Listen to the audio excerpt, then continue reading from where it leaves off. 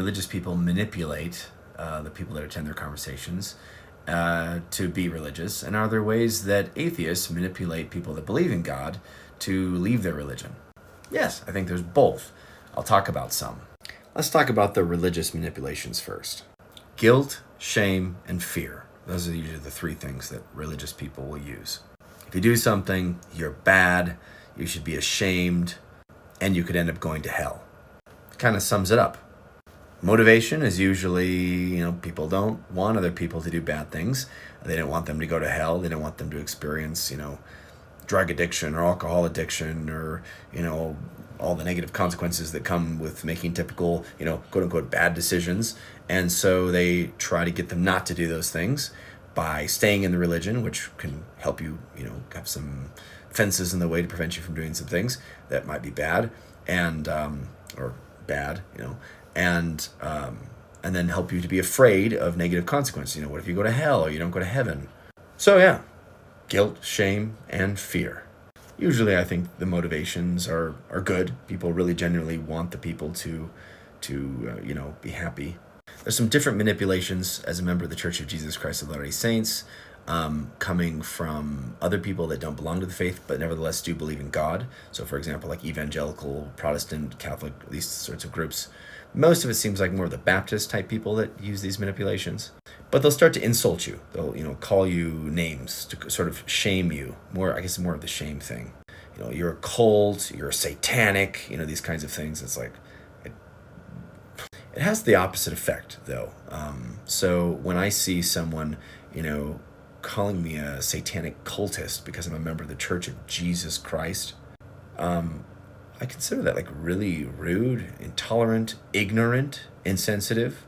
So I don't have like an increased propensity to want to go associate myself with really intolerant, super ignorant people. It's like not something that I really want to do. I don't want to be associated with really ignorant people that don't know what they're talking about. Obviously, I'm not a satanic cultist. That's ridiculous. I know my religion better than you do. What are you talking about? I can look up the definitions of words, and I can see that, if my religion is a cult, then so is yours. If that's what your definition of a cult is. Or you make up some stupid definition that doesn't even make any sense. By the same definition, Jesus Christ and his followers would have been cultists.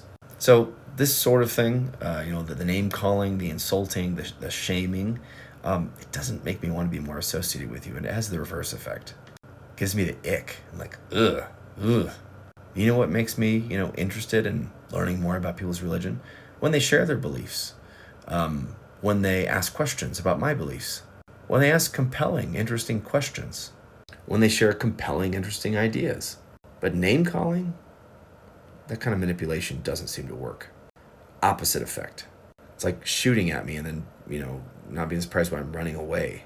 What it appears to me as is that you are looking at the sliver in my eye when you have this huge beam in your own eye and you can't see it because you're too busy poking at my sliver. What it seems like is what Christ was talking about when he said, "Blessed are you when men shall persecute you and revile you and say all manner of evil against you falsely for my name's sake. Rejoice and be exceedingly glad, for yours is the kingdom of heaven." That's what it seems like. So if the name calling and the insults and the attempts at public shaming aren't working, that's probably how you can identify why it's not working. What about the typical approach of atheists? Usually I feel like it comes with the insults as well, or at least often it does. They'll also say that, you're a cultist or you're brainwashed or you're stupid or you're ignorant. Or they'll try this thing of like, oh yeah, I used to have that viewpoint when I was not very smart and stuff, and now that I'm smart, I don't have that viewpoint anymore. It's kind of how that it comes across, which is kind of obnoxious. Because usually when I talk to these people, they believe things that I never believed in a way that I never believed them. Their experience was not my experience. If I believed things the way that they believe them, and if my experience was their experience, I'd probably have left religion too. But it's not. So it's like they can't see that I'm not them. I'm not you. I didn't have your experience. I never believed what you believe in the way that you believed it. And I never, you're lacking a lot of experiences that I had, and you had experiences that I didn't have. So we're not the same person. So what might be a good, moral, intelligent decision for you, maybe it's a courageous thing, a brave thing for you to do what you feel is right, is not a courageous, brave, intelligent thing for me, because I don't have your experiences and I'm not you. This is not intelligent or courageous or moral for me to do something that, based on my experiences, based on the evidences that I've been exposed to, is clearly wrong. There's nothing moral about that. There's nothing intelligent about that. And maybe you found some way to discredit your experiences, but so often when I look at this, it's so ambiguous. It's like you just flipped a coin. I decided that I could just throw all these experiences away because maybe they're psychological. Okay, maybe they are. Lots of things are psychological, but let's just take that same approach with any other field. Let's just throw with history. I'm just going to throw all of history away because history is not reliable sometimes. Or how about the criminal justice system?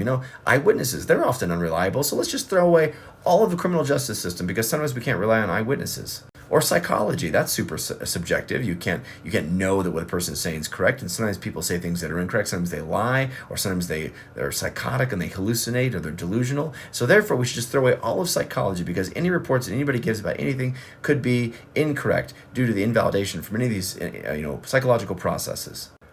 What? If you take the same approach with any other field, like medical science for a long time was terrible. It did more harm than good. Should we just throw it all away then? No, you make developments in it. You develop it. You look at things and you make it improved. So because theology is undergoing a similar process as medical science did maybe 100 years ago, we should just throw it all away? No, there's millions and millions of people having these experiences, and you can't know the nature of these experiences. And to think that you can is nothing short of arrogance. Ignorant arrogance, which is the worst kind of arrogance. You don't know whether or not there's a God. And for you to say that you do know that there isn't is ridiculous. It's preposterous. Everyone should see that. I'm surprised that you can't see that. At very best, the best you could possibly do is to be an agnostic. If you retain any shred of honest, humble intellectualism. Now, for you to say, I'm not persuaded that there is a God, that's fine. Maybe you've had different evidences. Maybe you've had different experiences. Maybe for some reason or another, you weigh certain sources of evidence more highly than others. Maybe you take a very engineering mathematical approach where you really struggle with unknowns, like the kinds you find in history and in psychology. So maybe for you, it's just really hard for you to approach a field that has so many unknowns in it and feel any sort of confidence. And for you, feeling that amount of uncertainty causes you so much cognitive dissonance and so uncomfortable, it's that you just have to get away from it. So you say, I just can't believe it. That's fine. That's you. You do you. But for some of us, we recognize that fields like history and psychology have lots of subjective data in it. Case studies is really all that we have that's available to us, but that doesn't mean we throw away the entire field of history, throw away every history book that's ever existed, because history is not a reliable field. Like, it's ridiculous for us. And besides, some of us have experienced some of these aspects of history. We've had religious experiences.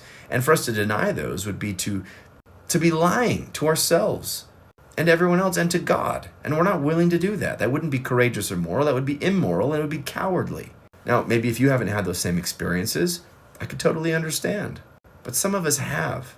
Or we know people personally that we trust very much who have had these experiences. And some of you think, well, why don't I just believe in aliens and stuff? Well, look, if I personally had been abducted by aliens, and I knew of millions of people who'd been abducted by aliens too, and I had alien sightings all the time, and there had been all throughout all human history, maybe it'd be reasonable for you to believe in aliens. But I don't see that level of evidence existing for aliens. And so I have a higher level of skepticism for things which I have such a low amount of evidence for. But my personal evidence for believing in God is not even on anywhere close to the same level of being compared to believing in aliens. I've never seen an alien. I don't know anybody who has seen an alien. I don't see records of people interacting with aliens for all of human history in every language and every continent of the earth. There's just not that much evidence for it, but there's tons of this stuff for believing in God. But what about the differences? Okay, so you get, a criminal case is investigated and you've got all these witnesses. Occasionally people report different things. There's very logical, reasonable explanations for why people experience and report different things, especially when hundreds, if not thousands of years have lapsed since the event. But then we're dealing with an imperfect field. Welcome to Earth. Everything's imperfect here, except for mathematics. Look, we believe what we're able to believe. And just because I don't come to the same conclusions as you, doesn't make you bad or me stupid or you stupid. It makes us different. Different is okay. And insults, manipulations of that kind are not necessary. Calling each other names is not necessary. It doesn't help anything. It doesn't contribute at all. You can be good and I can be good. And we can be different. because we are different.